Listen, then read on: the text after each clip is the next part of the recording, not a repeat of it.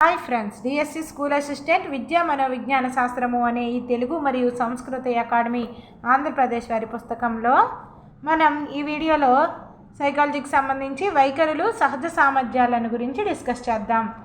వైఖరులు ఒక పరిస్థితి పట్ల కానీ, వ్యక్తి పట్ల కానీ, విషయం పట్ల కానీ, వస్తువుల పట్ల కానీ పొందికగా ప్రతిస్పందించడానికి ఉండే సంసిద్ధతనే వైఖరి అని ఫ్రేమన్ నిర్వచించారు. ఫ్రేమన్ యొక్క నిర్వచనం వైఖరికి సంబంధించి చాలా ఇంపార్టెంట్.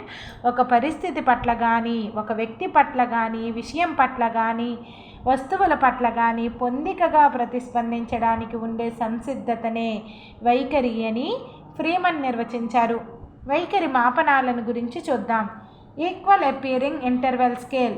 ఈక్వల్ అపియరింగ్ ఇంటర్వెల్ స్కేల్ని థర్స్టన్ రూపొందించారు. Equal appearing interval scale Thurstone రూపొందించారు. క్యుములేటివ్ స్కేల్ గట్మన్ రూపొందించారు. క్యుములేటివ్ స్కేల్ని గట్మన్ రూపొందించారు. Summative rating scale. Summative rating స్కేల్ని లైకట్ రూపొందించారు. సోషల్ డిస్టెన్స్ స్కేల్ బొగార్డస్ రూపొందించారు. సోషల్ డిస్టెన్స్ స్కేల్ని బొగార్డస్ రూపొందించారు. సాంఘిక మితి జేఎల్ మొరెనో రూపొందించారు. వైఖరి మాపనాలు ఇవన్నీ: equal appearing interval scale, cumulative scale, summative rating scale, social distance scale, సాంఘిక మితి. ఈక్వల్ అపియరింగ్ స్కేల్ని ఎవరు రూపొందించారు? థర్స్టన్ రూపొందించారు. క్యుములేటివ్ స్కేల్ గట్మన్ రూపొందించారు. క్యుములేటివ్ స్కేల్ గట్మన్ రూపొందించారు. సమ్మేటివ్ రేటింగ్ స్కేల్ లైకట్ రూపొందించారు. సోషల్ డిస్టెన్స్ స్కేల్ బొగార్డస్ రూపొందించారు. సోషల్ డిస్టెన్స్ స్కేల్ బొగార్డస్ రూపొందించారు. తర్వాత సాంఘిక మితి జేఎల్ మొరెనో రూపొందించారు. ఫ్రీమన్ యొక్క నిర్వచనం మరొకసారి: ఒక పరిస్థితి పట్ల కానీ, వ్యక్తి పట్ల కానీ, విషయం పట్ల కానీ, వస్తువుల పట్ల కానీ పొందికగా ప్రతిస్పందించడానికి ఉండే సంసిద్ధతనే వైఖరి అని ఫ్రేమన్ నిర్వచించారు. ఇప్పుడు మనం సహజ సామర్థ్యాన్ని గురించి చూద్దాం. సహజ సామర్థ్యానికి సంబంధించి నిర్వచనాలు: ఒక పనిని నిర్వహించడానికి కావలసిన సామర్థ్యం స్వతహాగా కొంత ఉంటే దానికి తగిన శిక్షణనివ్వడం ద్వారా మంచి సమర్థులను తయారు చేయవచ్చు. ఒక ప్రత్యేకమైన విభాగంలో ఉన్నత స్థాయిని చేరగలిగే కౌశలాన్ని, శక్తి సామర్థ్యాన్ని సహజ సామర్థ్యం అని మన్ అభిప్రాయపడ్డాడు. ఒక పనిని నిర్వహించడానికి కావలసిన సామర్థ్యం స్వతహాగా కొంత ఉంటే దానికి తగిన శిక్షణనివ్వడం ద్వారా మంచి సమర్థులను తయారు చేయవచ్చు. ఒక ప్రత్యేకమైన విభాగంలో ఉన్నత స్థాయిని చేరగలిగే కౌశలాన్ని, శక్తి సామర్థ్యాన్ని సహజ సామర్థ్యం అని మన్ అభిప్రాయపడ్డాడు. ఒక ప్రత్యేకమైన విభాగంలో ఉన్నత స్థాయిని చేరగలిగే కౌశలాన్ని, శక్తి సామర్థ్యాన్ని సహజ సామర్థ్యం అని మన్ యొక్క అభిప్రాయం. నెక్స్ట్ బింగ్హమ్ యొక్క నిర్వచనాన్ని చూద్దాం. కొన్ని ప్రత్యేకమైన సమస్యలని పరిష్కరించడానికి తోడ్పడే లక్షణాలు కలిగిన ప్రవర్తననే సహజ సామర్థ్యం అని బింగ్హమ్ పేర్కొన్నారు. కొన్ని ప్రత్యేకమైన సమస్యలని పరిష్కరించడానికి తోడ్పడే లక్షణాలు కలిగిన ప్రవర్తననే సహజ సామర్థ్యము అని బింగ్హమ్ యొక్క నిర్వచనం. వ్యక్తి భవిష్యత్తులో ప్రత్యేకమైన కౌశలాన్ని, సామర్థ్యాన్ని సూచించే ప్రస్తుత పరిస్థితినే సహజ సామర్థ్యం అంటారు. వ్యక్తి భవిష్యత్తులో ప్రత్యేకమైన కౌశలాన్ని, సామర్థ్యాన్ని సూచించే ప్రస్తుత పరిస్థితిని ఏమంటాము? సహజ సామర్థ్యం అంటాం. అంటే వ్యక్తిలో సహజ సామర్థ్యం నిగూఢ శక్తిగా ఉంటుంది, శిక్షణ ద్వారా వికసిస్తుంది అని అర్థం. సిఎల్ హల్ అనే ఆంగ్ల విద్యా మనోవిజ్ఞాన శాస్త్రజ్ఞుడు సహజ సామర్థ్యాల అధ్యయన సముదాయానికి మూలపురుషుడు. సిఎల్ హల్ అనే ఆంగ్ల విద్యా మనోవిజ్ఞాన శాస్త్రజ్ఞుడు. ఈయన సహజ సామర్థ్యాల అధ్యయన సముదాయానికి మూలపురుషుడు ఎవరు? సిఎల్ హల్. ఇప్పుడు సహజ సామర్థ్య పరీక్షలను గురించి చూద్దాం. ఒక కృత్యంలో ఒకరికి తర్ఫీదు ఇవ్వడానికి ముందు అతనిలోని సహజ సామర్థ్యాలను గుర్తించడానికి జరిపే పరీక్షలనే సహజ సామర్థ్య పరీక్షలు అంటారు. ఒక కృత్యంలో ఒకరికి తర్ఫీదు ఇవ్వడానికి ముందు అతనికి అసలు ఏమొచ్చు, అతని యొక్క సహజ సామర్థ్యాలు ఏంటి అని మనం టెస్ట్ చేయడానికి, అవి గుర్తించడానికి, ఇతనికి ఉన్నటువంటి సహజ సామర్థ్యాలు ఏమిటి అని మనం గుర్తించడానికి జరిపే పరీక్షలనే సహజ సామర్థ్య పరీక్షలు అంటారు. మనం ముందు ఏదైనా ఒక కృత్యంలో వాళ్ళకి ట్రైనింగ్ ఇవ్వాలనుకోండి, తర్ఫీదు ఇవ్వాలి. ఈ ట్రైనింగ్ ఇవ్వడానికి ముందు అతనికి అసలు దేనిలో సహజ సామర్థ్యం ఉంది అని మనం గుర్తించడానికి చేసే పరీక్షలనే సహజ సామర్థ్య పరీక్షలు అంటారు.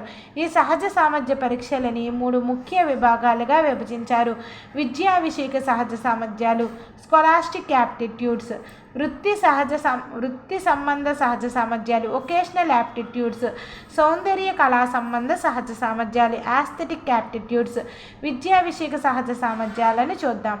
విద్యా విషయాలలో రాణించడానికి ఒక వ్యక్తిలోని సహజ సామర్థ్యాన్ని మాపనం చేసే నిమిత్తం ఉపయోగించే పరీక్షలనే విద్యా విషయక సహజ సామర్థ్యాల పరీక్ష అంటారు. విద్యా విషయాలలో రాణించడానికి ఒక వ్యక్తిలోని సహజ సామర్థ్యాన్ని మాపనం చేసే నిమిత్తం ఉపయోగించే పరీక్షలనే విద్యా విషయక సహజ సామర్థ్యాల పరీక్ష అంటారు. విద్యా విషయాల్లో రాణించడానికి అంటే విద్యలో రాణించడానికి ఒక వ్యక్తిలో ఉండే సహజ సామర్థ్యాల్ని విద్యలో ఉండే సహజ సామర్థ్యాల్ని మాపనం చేయడానికి ఉపయోగించే పరీక్షలను ఏమంటారు? విద్యా విషయక సహజ సామర్థ్య పరీక్షలు అంటారు. దీనికి ఉదాహరణ ఏంటి? Metropolitan readiness test. విద్యా విషయక సహజ సామర్థ్య పరీక్షలకు ఉదాహరణ మెట్రోపాలిటన్ రెడీనెస్ టెస్ట్. రెండవది ఏంటి? Differential aptitude test. ఇవి విద్యా విషయక సహజ సామర్థ్యాల పరీక్షలు. Metropolitan readiness test, differential aptitude test. Metropolitan readiness test, differential aptitude test. ఇవేంటి? విద్యా విషయక సహజ సామర్థ్యాల పరీక్షలు. నెక్స్ట్ వృత్తి సంబంధ సహజ సామర్థ్య పరీక్షలు. వృత్తి సంబంధ సహజ సామర్థ్య పరీక్షలు వృత్తికి సంబంధ సహజ సామర్థ్యాలని ఈ విధంగా విభజించవచ్చు. మళ్ళా యాంత్రిక సహజ సామర్థ్య పరీక్షలు, గుమస్తాగిరి సహజ సామర్థ్య పరీక్షలు, teaching aptitude test, flying aptitude test. యాంత్రిక సహజ సామర్థ్య పరీక్షలు అంటే ఏంటి? ఈ పరీక్షలో వ్యక్తుల చేతివేళ్ల నైపుణ్యాలను, 2 చేతుల సమన్వయాన్ని, యాంత్రిక వివేచన, హస్తలాఘవాలను పరీక్షిస్తారు. యాంత్రిక సహజ సామర్థ్య పరీక్షలలో వ్యక్తుల యొక్క చేతివేళ్ల నైపుణ్యాలను, 2 చేతుల యొక్క సమన్వయాన్ని, యాంత్రిక వివేచన, హస్తలాఘవాలను పరీక్షిస్తారు. యాంత్రిక సహజ సామర్థ్య పరీక్షకు ఉదాహరణ ఏంటి? అంగుళీ నైపుణ్య పరీక్ష, ట్వీజర్ నైపుణ్య పరీక్ష, మిన్నెసోటా మానిప్యులేషన్ టెస్ట్. అంగుళీ నైపుణ్య పరీక్ష, ట్వీజర్ నైపుణ్య పరీక్ష, మిన్నెసోటా మానిప్యులేషన్ టెస్ట్. ఇవి యాంత్రిక సహజ సామర్థ్య పరీక్షలు. నెక్స్ట్ గుమస్తాగిరి సహజ సామర్థ్య పరీక్షలు. గుమస్తాగిరి ఉద్యోగానికి కావలసిన సామర్థ్యాలను ఈ పరీక్షలు మాపనం చేస్తాయి. గుమస్తాగిరి ఉద్యోగానికి కావలసిన సామర్థ్యాలను ఈ గుమస్తాగిరి సహజ సామర్థ్య పరీక్షలు చేస్తాయి. మనకి ఇక్కడ క్లరికల్ అని ఉంటే ఏంటది? గుమస్తాగిరి టెస్ట్లు అనమాట. Minnesota clerical test, general clerical టెస్ట్లు గుమస్తాగిరి సహజ సామర్థ్యాల పరీక్షలకి ఉదాహరణ. Next teaching aptitude test. వ్యక్తిలో బోధన సహజ సామర్థ్యాన్ని మాపనం చేయడానికి అనేక సహజ సామర్థ్య పరీక్షలు ఉన్నాయి. టీచింగ్ యాప్టిట్యూడ్ టెస్ట్లు ఉన్నాయి. Next flying aptitude test. వైమానిక దళంలో ఇండియన్ ఎయిర్లైన్స్ వృత్తిలోకి వెళ్ళదలుచుకున్న వారికి ఫ్లయింగ్ యాప్టిట్యూడ్ టెస్ట్ ఇస్తారు. ఇందులో ఉత్తీర్ణులైన వారికే విమానాలను నడిపే శిక్షణ ఇస్తారు. అంటే గాలిలో ఎగిరే విమానాలను నడపడం అన్నది వ్యక్తిలో సహజ సామర్థ్యం అని అర్థం. నెక్స్ట్ మూడవది ఏంటి? సహజ సామర్థ్య పరీక్షల్లో ఇప్పటి వరకు మనం చదువుకున్నది విద్యా విషయక సహజ సామర్థ్య పరీక్షలు, వృత్తి సంబంధ సహజ సామర్థ్యాలు. మూడవది ఏంటి? సౌందర్య కళా సంబంధ సహజ సామర్థ్యాలు. కళా సంబంధ సహజ సామర్థ్యాలు లలిత కళలలో సంగీతము, చిత్రలేఖనము, శిల్పము, నృత్యము మొదలైనవి మనకు తెలుసు. కళా సామర్థ్యాలను గుర్తించడానికి కొన్ని సహజ సామర్థ్య పరీక్షలను తయారు చేశారు. అవేంటి? Seashore measures of musical talents. Seashore measures of musical talents. రెండవది Meier Seashore art judgement test. Meier Seashore art judgement test. ఇవి కళా సంబంధ సహజ సామర్థ్య పరీక్షలకు ఉదాహరణలు. వ్యక్తిలోని వివిధ సహజ సామర్థ్యాలను తెలుసుకోవడానికి ఉపయోగించే సహజ సామర్థ్య పరీక్ష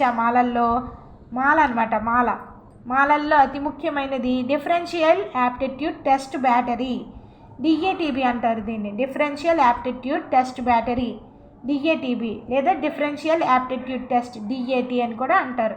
వ్యక్తిలోని వివిధ సహజ సామర్థ్యాలని తెలుసుకోవడానికి ఉపయోగించే సహజ సామర్థ్య పరీక్షామాలల్లో అతి ముఖ్యమైనది differential aptitude test battery. Differential aptitude test battery డిఏటిబి లేదా డిఫరెన్షియల్ యాప్టిట్యూడ్ టెస్ట్ డిఏటి. ఇక్కడతోటి మనకి వైఖరులు అదేవిధంగా సహజ సామర్థ్యం కంప్లీట్ అయ్యాయి ఫ్రెండ్స్.